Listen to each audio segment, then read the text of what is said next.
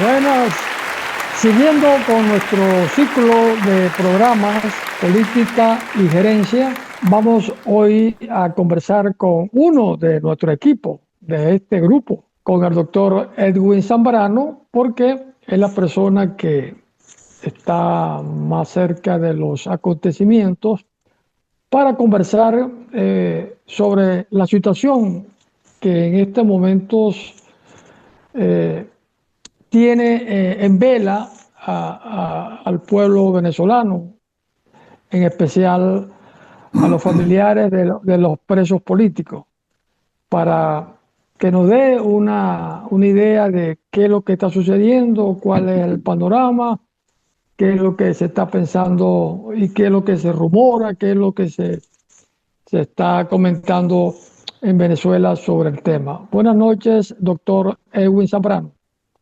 Buenas noches, René. Buenas noches, Julián. Gracias por esta, digamos, esta ocurrencia o esta iniciativa de ustedes de tocar este tema.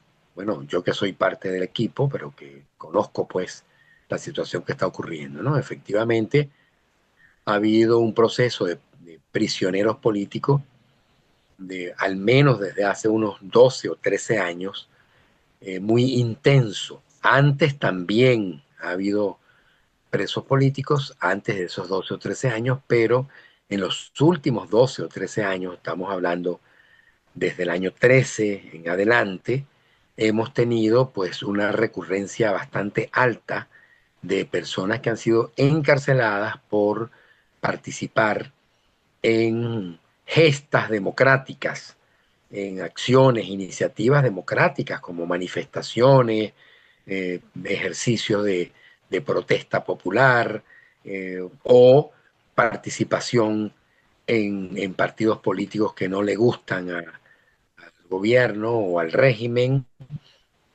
de manera que además se han creado un conjunto de leyes que yo llamo leyes draconianas, leyes represivas, que generan un conjunto de tipos delictivos muy amplios, muy laxos, dentro de los cuales puede caber cualquier conducta que un ciudadano realice. Esa es una manera perversa de cambiar toda la estructura penal de un país. Cuando tú consideras delito levantar la voz a un funcionario. Entonces, eso ya es un delito, no es una falta, sino un delito. No es algo que se corrija, por ejemplo, con un regaño, con una llamada de atención o con un arresto, por ejemplo, un arresto temporal de unas horas o de un día. No, sino que constituye un delito para el cual se abre un juicio y además de eso se priva de libertad a la persona y ese delito puede tener penas de 1 año, 2 años o hasta 25 y 30 años, como el caso de la llamada ley contra el odio o la ley contra el bloqueo o la ley que vigila, supervisa a las organizaciones no gubernamentales y que vigila también su financiamiento. Incluso hay una ley que se llama contra el delito de secuestro y financiamiento del terrorismo, que puede calificar como un acto terrorista que se envíe un dinero desde el extranjero a alguna organización de carácter social o educativa o civil.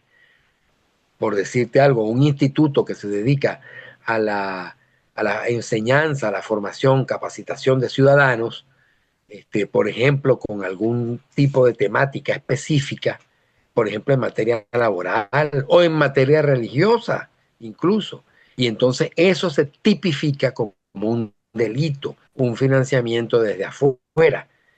O sea, hay transfiguración de todo el país a través de ese. Bien ha habido unas leyes, incluso de carácter económico, como por ejemplo la ley de zonas económicas especiales, o la ley Simón Bolívar, o el decreto del arco minero, que son leyes cuya finalidad esencial es económica, pero que al mismo tiempo en esa ley se lesionan derechos, no solamente derechos laborales, sino inclusive también derechos civiles, como derechos sobre el tema de la libertad de expresión, etc. Entonces, esto ha resultado que, según algunas organizaciones no gubernamentales, se encontraba a fines del año pasado un total de aproximadamente 1.200 presos políticos.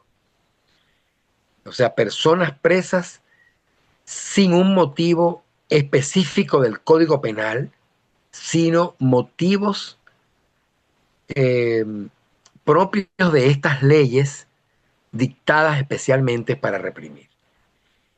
En diciembre se dieron algunas liberaciones o excarcelaciones, mejor dicho. La diferencia entre excarcelación y liberación es que la excarcelación significa que salen de las cárceles, salen de los recintos penitenciarios o recintos de prisión, pero que no obtienen una libertad plena. La libertad plena es cuando puedes ejercer todos tus derechos, cuando no existe ninguna condición o restricción del derecho de la persona para ejercer todos sus derechos de expresión, de reunión, etc.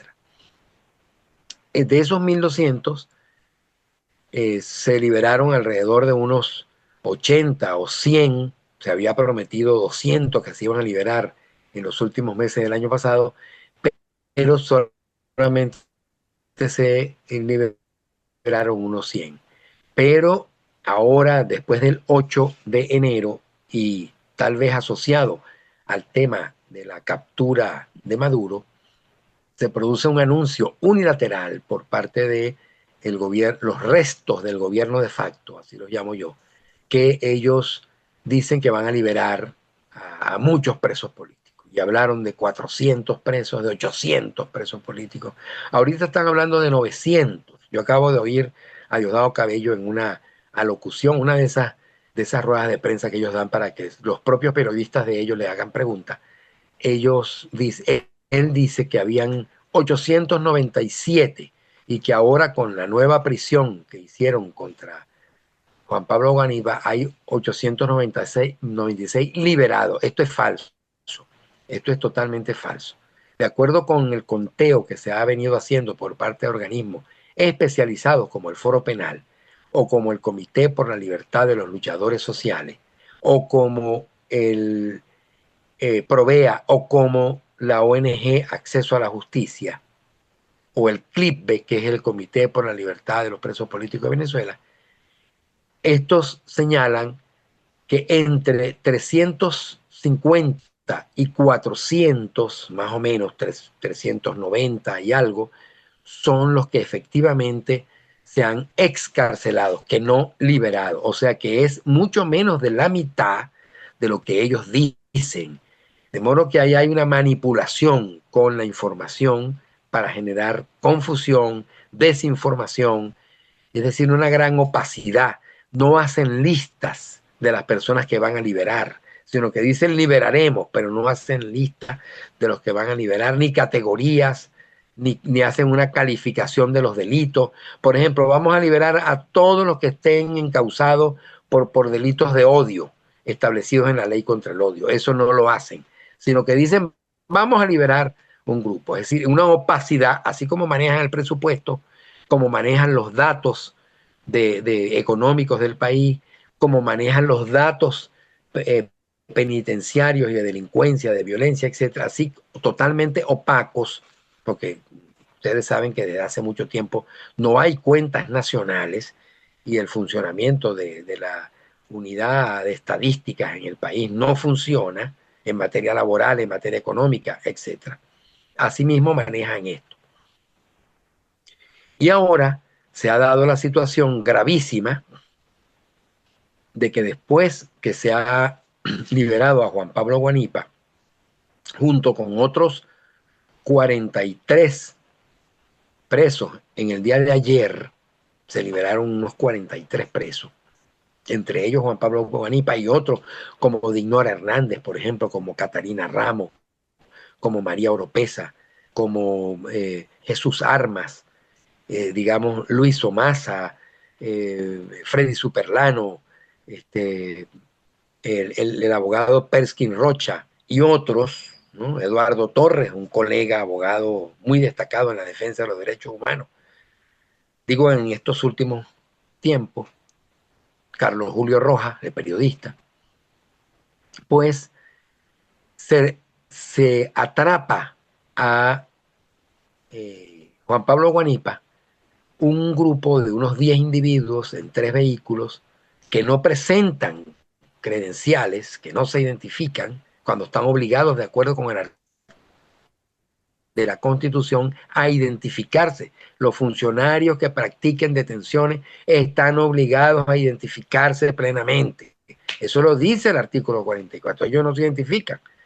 Y entonces secuestraron a Juan Pablo Guanipa. Y luego vemos que el fiscal impuesto, el fiscal del terror, yo lo llamo el fiscal del terror porque es absolutamente impropio que quien ejerce el cargo de fiscal general de la República no cumpla con su deber de defender los derechos humanos de acuerdo con lo que le obliga la Constitución y la ley orgánica del Ministerio Público. Y este señor lo que hace es acusar, meter gente presa, inventar delitos, etc. Este señor dice que Juan Pablo Guanipa, el Ministerio Público solicitó la revocatoria de la medida sustitutiva de privación de libertad, que es como se llama. Una persona privada de libertad se le otorga medidas sustitutivas de la privación de libertad y entonces puede quedar en libertad, que es lo que ha ocurrido. Y entonces él dice que como violó las condiciones establecidas para estar fuera de la cárcel, entonces ahora se va a pedir la casa por cárcel. Dice él eso. Pero es falso, porque la boleta de excarcelación dice que las únicas 2 restricciones que se le aplican a Juan Pablo Guanipa por el juez, que es el competente para ejecutar la excarcelación, son no salir del país y presentarse cada mes ante el tribunal. Entonces, fíjate cómo manipulan. Fíjense ustedes cómo manipulan la información. Es falso, él no ha violado nada. Incluso mucha gente ha dicho, bueno, pero es que él se puso a hablar y entonces se fue. Eso él tiene derecho a hacerlo, porque no tiene restricción. Él es un ciudadano con goce de todos sus derechos constitucionales, excepto esos 2, el de salir del país y la obligación de presentarse una vez al mes ante el tribunal. Eso lo dice su boleta de excarcelación. Fue publicada por la periodista Sebastiana Barrá y por el hijo de Juan Pablo Guanipa. Entonces, oigo al señor Diosdado Cabello, titular del Ministerio de Relaciones Interiores, una larga rueda de prensa donde le preguntan todas las cosas y no le hacen preguntas difíciles, diciendo, bueno, él se pone a declarar, entonces, bueno, cree que puede hacer lo que quiere y entonces, bueno, incumplió con sus compromisos. Eso es falso, completamente falso. Él no ha incumplido absolutamente nada. Entonces, así han venido manipulando. Otra cosa muy importante que tiene que ver con el tema de los presos políticos, digamos ya para redondear y concluir, no sé cuántos minutos llevo, pero en todo caso, redondear, es la propuesta de una ley de amnistía. El 30 o 31 de enero, Delcy Rodríguez, que ocupa temporalmente y de manera de facto el cargo de presidente de la República, dice que se va a dictar, que ellos van a promover una ley de amnistía para la reconciliación, la paz del país y la convivencia. Bueno, y proponen una ley de amnistía, un proyecto de ley de amnistía. Entonces, fíjate tú lo que pasa. 1, dicen que aprueban el proyecto de ley de amnistía en la Asamblea Nacional y resulta el 5 de febrero. Y resulta que el 5 de febrero no se había editado el proyecto ni repartido a los diputados. Y eso está comprobado por este tecnológico llamado Giuseppe Gangi, el que hizo o Giuseppe Ganghi, no sé cómo se pronuncia, el que hizo todo el sistema mediante el cual se puede ver todas las votaciones realizadas en cada centro electoral, en cada estado, municipio, parroquia y en cada mesa del país. Mediante ese mecanismo fue que se logró demostrar la totalidad de la veracidad de todas las actas que fueron recogidas por la campaña de Edmundo González. Entonces, el proyecto no se discutió y ahora después que se vio, el día 6 fue cuando se publicó, cuando se sacaron las copias y se conocieron, y el día 7 y el 8, y hoy se han estado conociendo, y hubo una reunión a la cual citaron algunas organizaciones no gubernamentales como Provea, Acceso a la Justicia, Foro Penal y otras. Y estas organizaciones hicieron un conjunto de planteamientos porque una ley de amnistía, primero para empezar, que en este caso de la situación venezolana, que todas esas personas que están allí están enjuiciadas en procesos nulos porque no se cumplieron los requisitos y las garantías procesales correspondientes para la detención y la apertura de esos procesos, y porque además están fundados en delitos de leyes cuya legalidad está cuestionada severamente porque son producidas por organismos ilegítimos y porque además esas disposiciones violan flagrantemente la Constitución de la República. No se necesita ley de amnistía para sacar a esos presos políticos, como de hecho no se ha necesitado para liberar a casi 400. E incluso desde el año pasado, si contamos las del año pasado, estamos hablando de 500. Entonces no se necesita esa ley de amnistía. Y ya varias asociaciones, organizaciones, ONG, etcétera, se han pronunciado en este sentido. Opinión que yo vengo sosteniendo desde hace tiempo. Porque de acuerdo con el artículo 25 de la Constitución, todo acto de los funcionarios públicos, de cualquier funcionario público, que viole o menoscabe los derechos humanos, es nulo en términos absolutos. Y son responsables los que ordenen o ejecuten esos actos. Y en este sentido, esa ley de amnistía, entonces, produce todo un largo camino y enredado camino para dictarla. Y en segundo lugar, no establece la reparación de las víctimas y su familia. En tercer lugar, no se reconoce la violación de los derechos de los ciudadanos. En cuarto lugar, prácticamente se obliga o se, chantajea al preso político a que reconozca su culpabilidad para poder salir libre, lo cual es absolutamente incongruente con una propuesta de reconciliación y con una propuesta de convivencia nacional. Entonces, por esa razón se han planteado estos elementos que estoy diciendo, la obligación de incluir a todas las personas que están sometidas a procesos inconstitucionales e ilegales por parte de las autoridades. En segundo lugar, todos los delitos, no se puede señalar algunos delitos y otros no, porque ellos han inventado delitos. Entonces, tendría que ver todos los delitos que se han inventado en cada caso. Y se ha hablado incluso de terrorismo. Y en el caso de terrorismo, pues ellos no quieren incorporar el terrorismo como parte de los delitos que son objeto de la ley de amnistía. Y la otra cosa muy importante es la reparación de las víctimas. Y finalmente, también debe contemplar la restitución de todos los derechos de esos ciudadanos desde el punto de vista de su defensa, porque a todos esos ciudadanos se les ha violentado su derecho a la defensa. No se ha permitido la defensa privada o la defensa de confianza de parte del preso político, sino que se le nombra manu militari, es decir, de oficio se le nombra un defensor público. Es decir, el defensor público no se le nombra obligatoriamente a ningún reo. Se le nombra si el reo no nombra a un defensor privado o si no tiene para sufragar los gastos un defensor privado.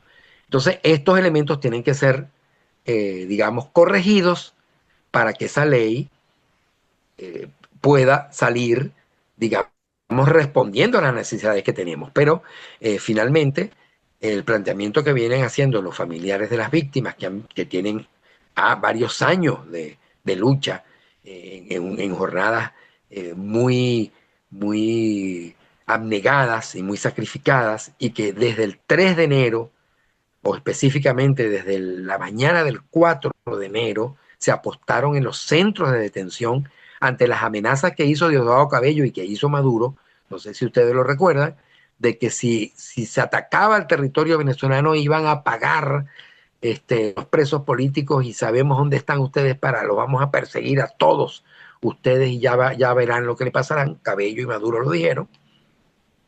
Y esa lucha ha venido surtiendo estos efectos. Y el clamor de los familiares de los presos políticos y los solidarios con los presos políticos es la libertad plena e incondicional de todos los encausados por razones políticas o con violación de sus derechos y sus garantías procesales. Libertad de todos los presos políticos, mujeres y hombres, y los militares. Por cierto, en todo esto se han liberado muy pocos militares.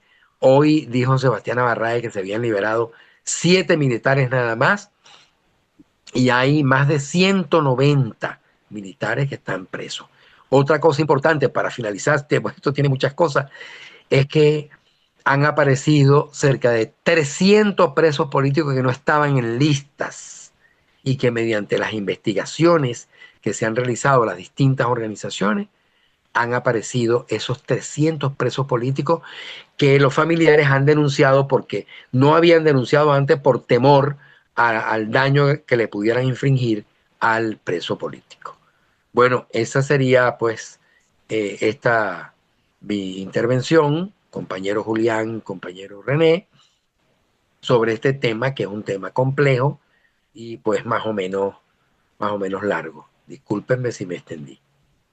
Gracias, Edwin. Muy interesante y muy concisa la exposición que has tenido acerca de este caso, de lo que llamamos el infierno actual de los presos políticos. Ahora, también sale a relucir lo de la ley de amnistía y se une con el caso de Juan Pablo Guanipa, que una vez que está libre, da a conocer su voz y su punto de vista por los medios de comunicación, y eso para ellos es un delito porque él debe volver y quedarse callado, pero esa no es la idea al liberar un preso político. Entonces lo detienen, lo secuestran de nuevo. Ahí lo que yo veo es que hay un incumplimiento ante los lineamientos o los mandatos que recibe de parte del gobierno de los Estados Unidos a través de Donald Trump y Marco Rubio y la representante de negocios de Estados Unidos, la representante de Estados Unidos en la embajada de Estados Unidos en Venezuela. Eso es una cuestión como que van poco a poco incumpliendo. Llegan los lineamientos de Estados Unidos de que les va a pasar lo mismo que le pasó al dictador y a su esposa, pero como que ni les viene ni les causa ningún temor, porque capturan y secuestran nuevamente a Juan Pablo Guanipa, y por otra parte le dan larga a la cuestión y la disfrazan con una ley de amnistía. Cuando, como tú lo mencionaste, lo que es que liberar a los presos, liberarlos y no esperar hacer una ley de amnistía que tiene que ver desde el año 99 cuando estuvo Chávez. Entonces ahí también se arropan ellos. Todos los delitos que se han cometido y las muertes que se han cometido desde el inicio de la tiranía hasta el día de hoy, ahí están ellos arropados porque van a estar amparados por la ley de amnistía. Es que yo me puse a ver también la ley larguísima y además está en un artículo que es el que llaman el artículo 9 donde caemos también los que participamos en el paro cívico nacional y fuimos despedidos arbitrariamente de PDVSA. Ahí estamos metidos los 23.000 también, como que nos dan una amnistía y ya no tenemos, no vamos a sufrir persecución. Es decir, al igual que Juan Pablo Guanipa, en la ley de amnistía quedamos liberados, pero en cualquier momento, si uno se descuida y va a Venezuela, te pueden detener, porque formas parte de los que participaron en el paro cívico nacional, que después se transformó en un paro cívico petrolero. Yo lo único que veo es que, menos mal, Otros.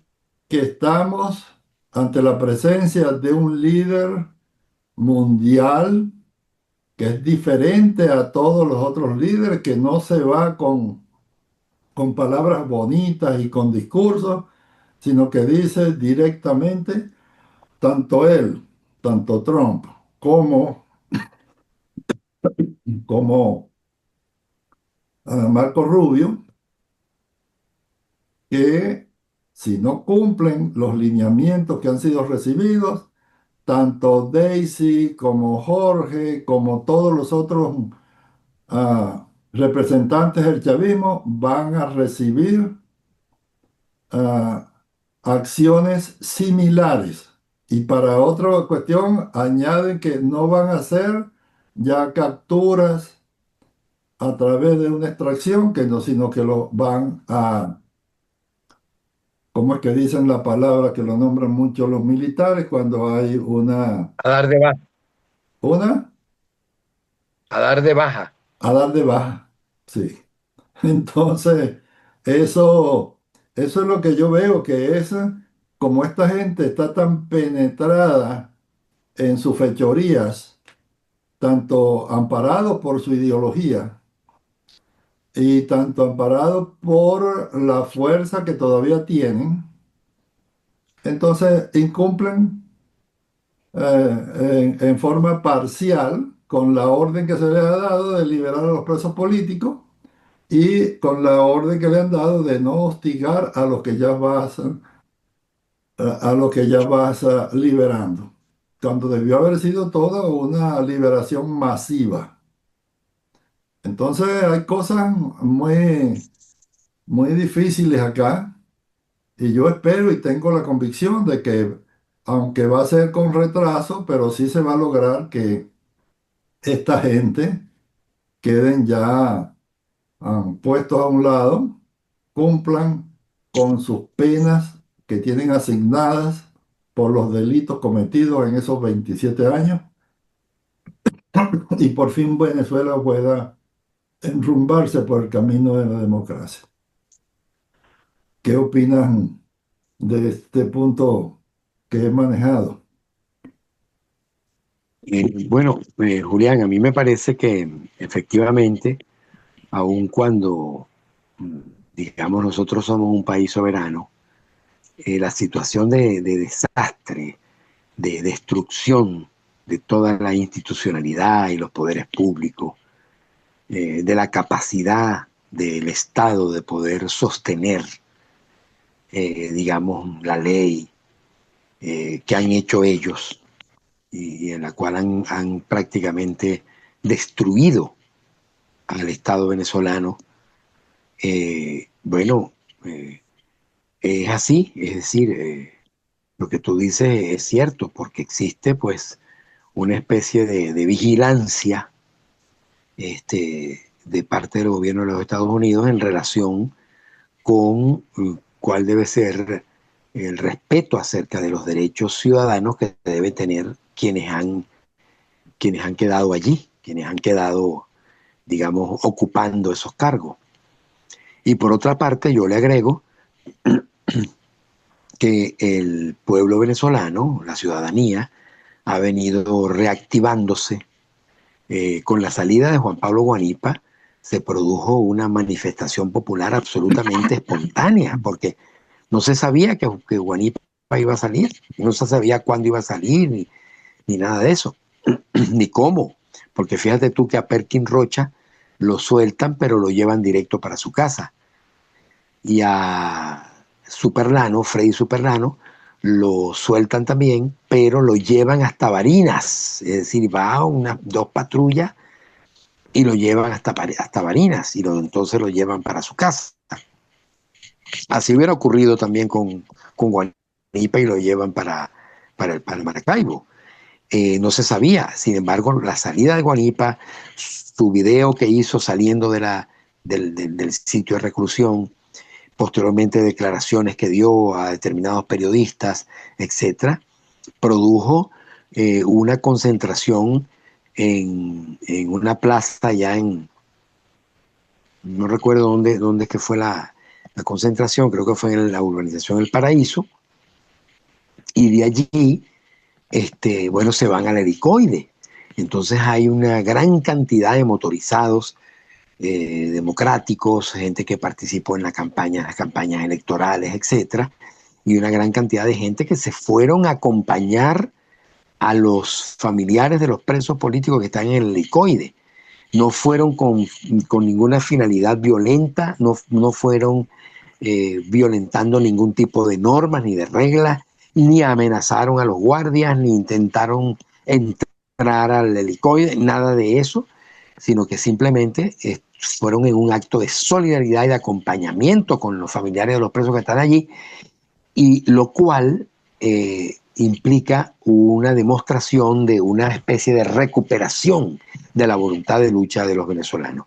Bueno, ustedes saben que la voluntad de lucha de los venezolanos ha sido prácticamente desde el año 2000 o 2001, todas aquellas grandes manifestaciones. Tú acabas de mencionar el paro petrolero, digamos, todas esas manifestaciones de esa época, y posteriormente en distintas épocas, y hubo muchas manifestaciones del pueblo venezolano, y yo creo que eso también va a ayudar a que se produzcan, digamos, lo que tú has llamado, pues, una solución a este grave problema que teníamos sobre las libertades, sobre la vigencia efectiva de nuestra Constitución con todos los elementos que contiene.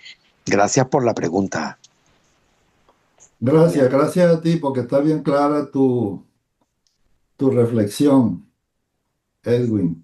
Bueno, como estamos ya en los últimos minutos, me parece que también comparto la exposición detallada de Edwin. Creo que refleja lo que la lógica y el análisis político objetivo crítico eh, debe darse, ¿no? De la situación real.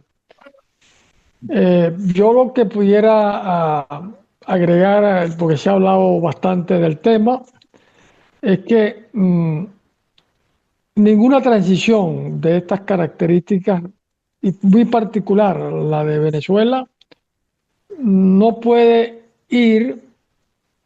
no puede iniciarse sin una decisión a priori que debe tomarse, que es la liberación de todos los presos políticos, porque es la mejor acción, voluntad, como dicen los que están gobernando, que todos están haciendo por establecer la paz en el país. Bueno, la paz se puede lograr liberando en primer lugar a todos los presos políticos sin excepción alguna.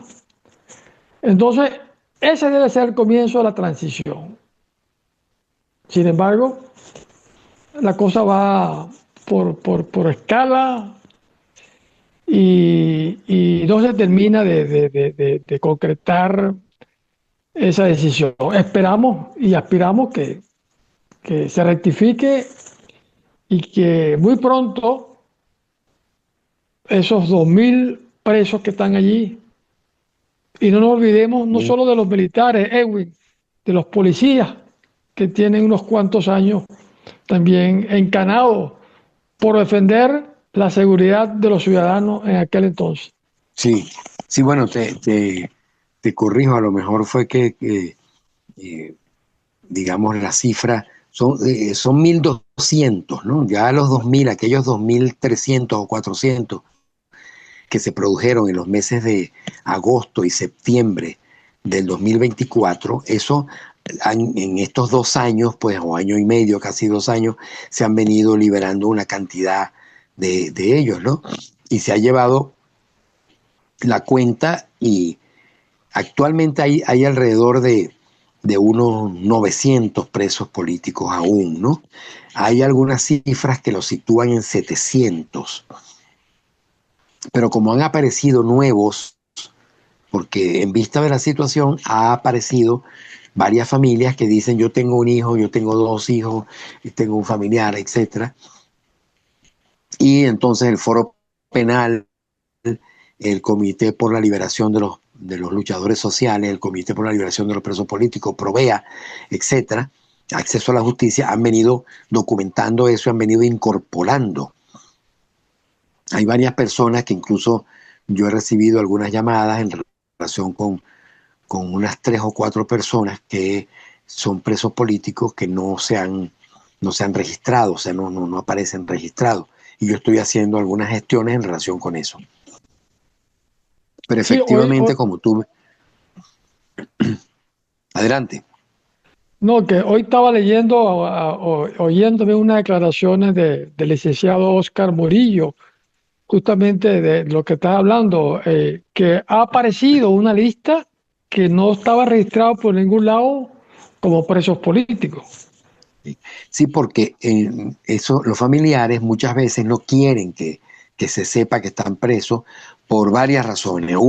Uno, algunos de repente por razones de prestigio, por razones de nombre, que no se manche el nombre porque está preso, a ese tipo de cosas. Otros por razones de seguridad, porque le han dicho los captores que no armen alboroto. Bueno, yo creo que eh, logramos de alguna manera conversar con Ewi sobre un tema que se está viviendo a diario y yo diría hora por hora porque la situación sigue siendo imprecisa por un lado y por otro no se termina pues de cuantificar cuántos son los que realmente han salido y cuántos son los que faltan. Cada quien maneja su cifra. Lo cierto es que hay muchísima gente rodeando las cárceles, rodeando el helicoide, que son los familiares que están esperando a sus familiares, valga la redundancia, para volver a encontrarse. También Julián me causó bastante eh, preocupación y lamento mucho que uno de los presos que soltaron estos días no conocía ni a su hija, ni a sus familiares, ni a su casa, ¿no? Sí, Eh, producto de la eh, tortura. ajá. Entonces, esa otra cosa, que el Estado, en un Estado que funcione, eh, tiene que pasar por la requisa médica para ver las condiciones cuando entra y cuando sale. Sí, pero eso es en los funcionamientos normales Claro, de donde una sociedad, pero funciona, este es sí, sí, una dictadura de las sí, que no, sí, ah, de las más difíciles, de las sí, más ah, problemáticas que hay. Entonces, no puede aspirar a que estén cumpliendo con las sí, leyes y con la constitución y todo eso. No, eso así, es un grupo, y lo ha dicho muy bien María Corina y el gobierno de los Estados Unidos. No es un gobierno, es un cártel de narcotráfico que está dirigiendo y se apoderó del país. Entonces, afortunadamente se dio ese milagro del 3 de enero que los ha debilitado, pero tienen que tomar acción. Yo confío en que el gobierno amigo tome acciones rápidas, porque si no, estas gentes van a seguir haciendo sus delitos en contra de la gente, especialmente esto de los, de la privación de la libertad. Yo Bueno, confío en que pronto se acabe esa pesadilla, la gran pesadilla nunca vista en Venezuela de los presos políticos y de este apoderamiento de un cártel de delincuentes de la nación. bueno, Julián y al amigo Edwin, damos por terminado este programa interesante de hoy en política y gerencia. Y en la próxima semana seguiremos tocando los temas que nos ayuden a comprender los hechos que están sucediendo, pero también para pensar en las soluciones y que no siga afectándose lo algo tan sagrado como son los derechos humanos.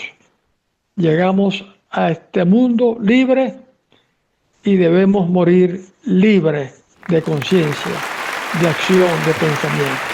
Así es. Buenas noches. Buenas noches, René.